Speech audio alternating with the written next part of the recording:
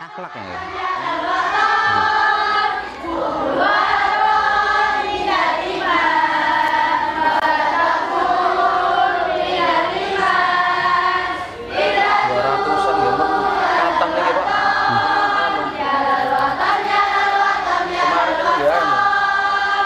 Waktu pandemi itu kan berkurang kemarin dan sana kan stok kaget dan semua itu sekarang kan kayaknya harus online nonton itu.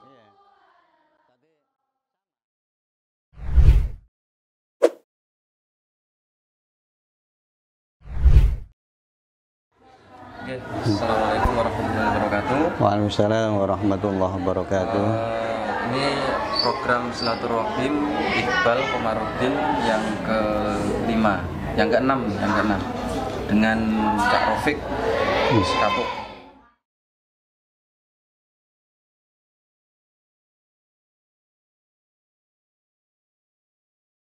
Saya masuk di Komarudin itu tahun 94 yang bertepatan dengan adanya banjir besar.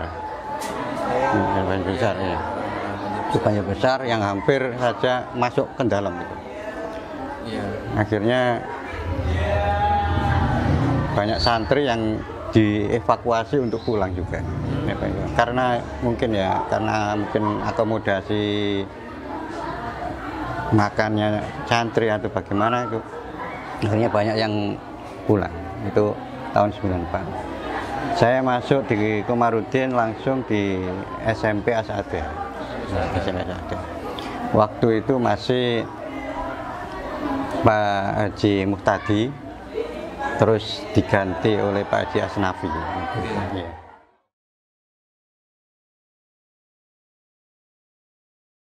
Peristiwa yang mengesankan itu, saya selalu diberi support oleh Yai Ahmad Muhammad Al-Hamad, disupport.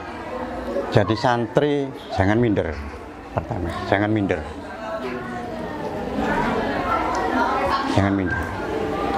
Jadi santri itu harus punya iktikad yang kuat. Punya iktikad yang kuat. Waktu itu saya masuk belum mengenal Imriti, belum mengenal Nahwu, belum apa, tapi Yai Mat itu jauh gini. Idul Fatah fa'ati qadirufi wa kullu man la yantafi lam yantafi. Di Imriti itu ada. Pemuda itu harus mempunyai iktikad yang kuat untuk meraih kesuksesan. Itu seperti itu. Hemat. Terus lagi mondok ojo krono tempat. Engko gara-gara mangane gak enak gak kerasan. Engko gara-gara buang air biasanya di rumah bersih, kalau di pondok seperti itu terus gak kerasan. Itu kesan pertama waktu sowan di Al-Maghfurlah Yai Ahmad Muhammad Al-Hamad. Itu seperti itu. Terus alhamdulillah dengan support beliau saya bisa meneruskan sampai lulus di SMA Asada. 6 tahun. 6 tahun.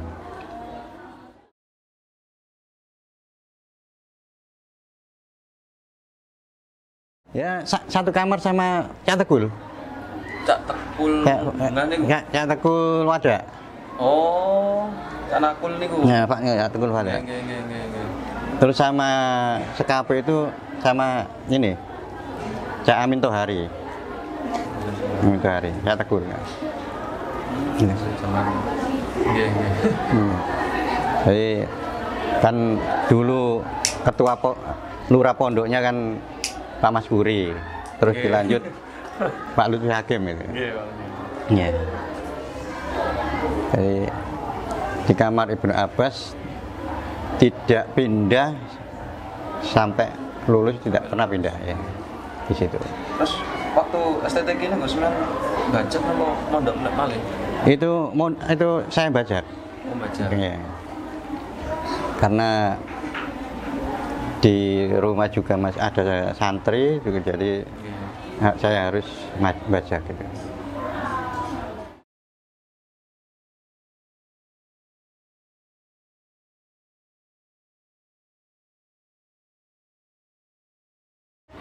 Ya semuanya berkesan, dari Abuya,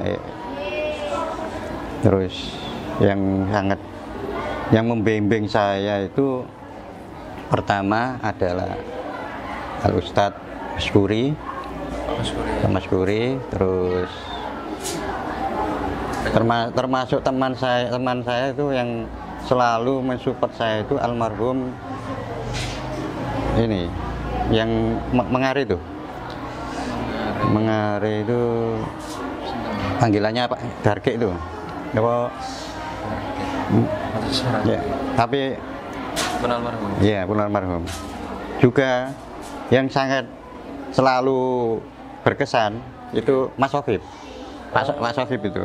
Pak Sofib itu dulu yang selalu merawat saya.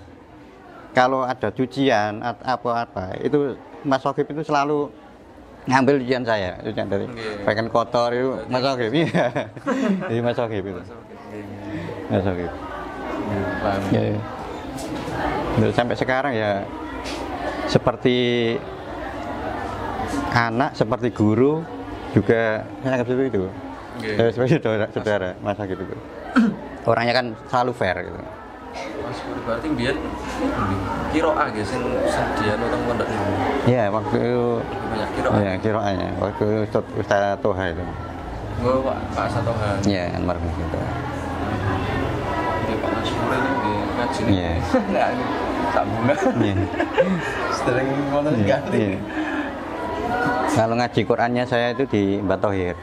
Oh, Mbak Thohir. Di Mbak Thohir. Sampai saya itu dapat ijazah langsung Rotibul Haddad itu dari beliau. Dan alhamdulillah tiap hari juga di istiqomahkan dibaca di pondok. Rotibul Haddad.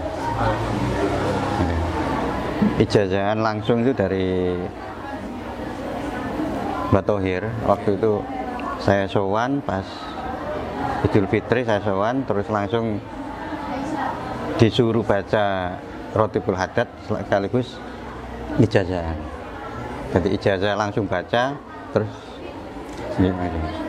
Itu menangi ini gimana Baber gitu. Iya. Tahu di acara Baber ini. Baber sebentar. Waktu itu mantek gitu. Falak. Qurannya juga. Oh, Quran juga. Terus ngaji waktu itu sempat ngaji sampai khatam Adhkar. Apa? Kitab Adhkar. Oh, kitab Adhkar. Iya. Jadi dulu tuh saya agak dablek ya. Jadi belum bisa maknani, belum bisa baca kitab, tapi saya itu ikut pengajian yang kitab besar-besar. Dulu itu kan ya Iqlil itu kan mau kitab Ikena. Saya ikut, padahal Ikena itu apa nggak tahu.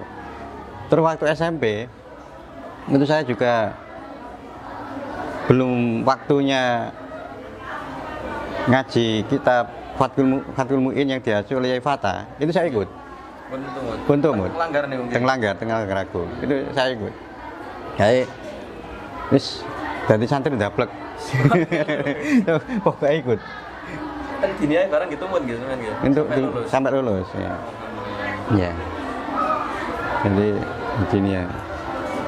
Terus kapal lulus gitu alhamdulillah. Soalnya kan nggih catatan juga nih Mas kan jarang nih sampai lulus nih. Iya.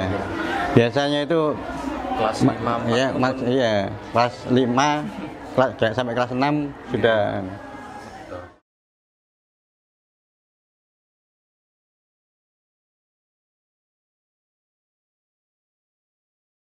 Perkembangan Komarudin luar biasa. Jadi perkembangan Komarudin sekarang itu sudah sangat luar biasa. Dari sektor pendidikan formalnya juga sangat luar biasa, sangat pesat. Bangunan ya, infrastruktur juga.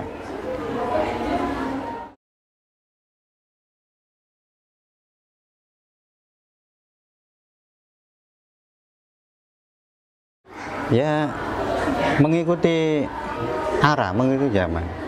Jadi banyak sekali pondok-pondok sekarang itu yang santrinya terus menurun. Itu kan karena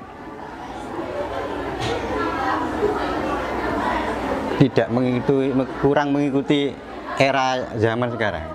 Contoh yang ada di Pondok Al-Maghfurin ya, di rumahnya itu mempunyai khas. Pondok itu harus mempunyai ciri khas. Mempunyai ciri khas. Ciri khasnya, contoh di Lirboyo itu ciri khasnya adalah salaf yang basis ya, berbasis salaf lah. Di Langitan juga berbasis salaf. Kalau di sini itu berbasis MTQ. Jadi kalau masuk ke Pondok Al-Maghfur ya harus bisa dituntut untuk bisa. Jadi kiroah untuk, jadi seperti itu. Jadi ada ciri khas ini. Nek Komarudin biyen itu ciri khasnya apa? Zaman biyen. Lebih ke salaf, lebih kemana? Salafnya lebih. Komarudin itu multi komplek, salafnya ada, terus tilawahnya juga ada, itu semua multi komplek. Jadi iya. Jadi yang menarik di Komarudin itu ada yang ingin jadi dukun juga ada. Sinten Pak? Wah banyak. Contoh Gus Mat Basori Cerme. Nah, Gus Mat Basori Cerme itu sekarang ini seperti itu. Bahasanya wis beda. Beda. Ini sampai gitu. Jadi santri Komarudin itu macam-macam. Iya. Jadinya macam-macam, dan alhamdulillah santri Komarudin itu nggak ada yang nggak sukses. Doanya para masyayikh itu seperti itu. Ingin jadi politikus juga banyak. Jadi apapun. Pengusaha seperti Mas Haji Asbuwo Surabaya itu pengusaha. Itu pengusaha. Jadi santri Komarudin Masya Allah. Ada yang jadi pendekar juga banyak. Pendekar. Iya. Padahal ya di pondok seperti itu aja. Tapi di rumah jadi pendekar. Iya. Barokah Mas Syekh Komarudin itu Masya Allah luar biasa.